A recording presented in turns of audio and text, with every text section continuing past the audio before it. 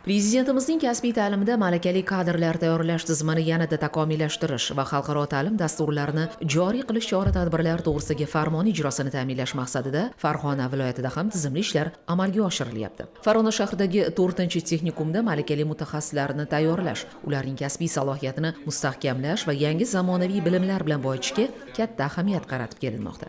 Mamlakatimiz iqtisodiyoti barqaror rivojlanib, yangi ishlab chiqarish korxonalari barpo etilmoqda. Bu esa zamonaviy bilim va ko'nikmalarga ega malakali kadrlarga bo'lgan ehtiyojni yanada oshirmoqda. Texnikumda ayni kunda 631 nafar o'quvchilar turli yo'nalishlar, ya'ni ingliz tili, kompyuter grafikasi va dizayn operatori, elektromonteur, metallga ishlov berish, payvandlovchi kabi yo'nalishlar bo'yicha chuqur ta'lim olmoqdalar. Xalqaro ta'lim dasturida 4 ta yo'nalishda doimga aytganimizdek 120 nafar o'quvchimiz tahsil olib kelyapti. Bola bir davrda o'zida ham ingliz tili sertifikatiga ega bo'lishi va shu o'qish davomida xorijiy davlatlarda tahsil olishi, ishlash imkoniyatini beryapti.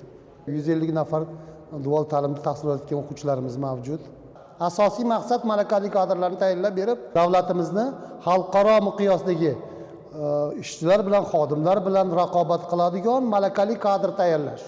Ta'lim maskani atrofida 12 ta umumta'lim maktablari mavjud bo'lib, bu yil 9-sinfni 1417 nafar, 11-sinfni esa 906 nafar o'g'il-qizlar bitirib chiqadilar. Texnikum jamoasi umumta'lim maktablari bilan uzviy aloqalar o'rnatgan. Tez-tez uchrashuvlar bo'lib turadi. Bu gal 20-umumta'lim maktabining 9-sinf bitiruvchilari texnikum hayoti, olib borilayotgan dars jarayonlari va yo'nalishlar bilan yaqindan tanishdilar. Bu yerda ustozlari juda ham zo'r ekan. Bizga xonalarda hamma yoqda tanishtirdilar. Menga juda ham yoqqan narsasi kompyuter sohasi bo'ldi. Biz bitta a'lo baholarga bitirganimizdan keyin biz Angliyaga o'qishga kirsak ham bo'lar ekan.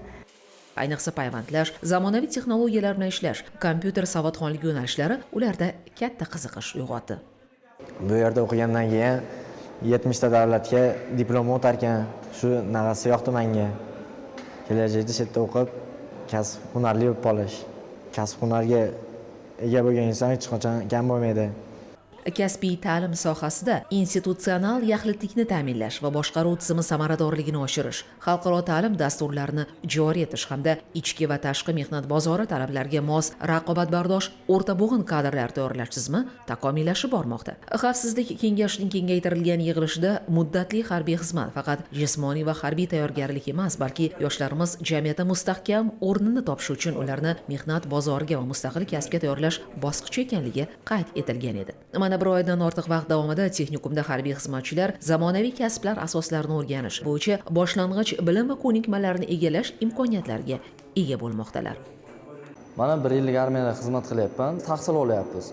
Payvandlar tishda tanladi. Payvandlash endi ya'ni kelajagimga ham kerak bo'ladi degan maqsadda tanlaganim.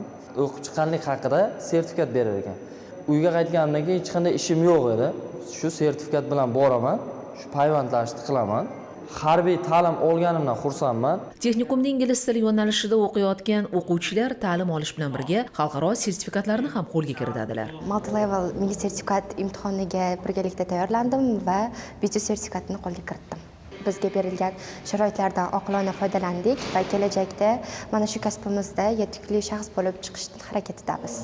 Bundan buyon professional kasbiy ta'lim tizimi tubdan o'zgaradi. Raqobatbardosh, o'rta bo'g'in kadrlarni tayyorlash borasidagi ishlar yanada yuqori bosqichga ko'tariladi.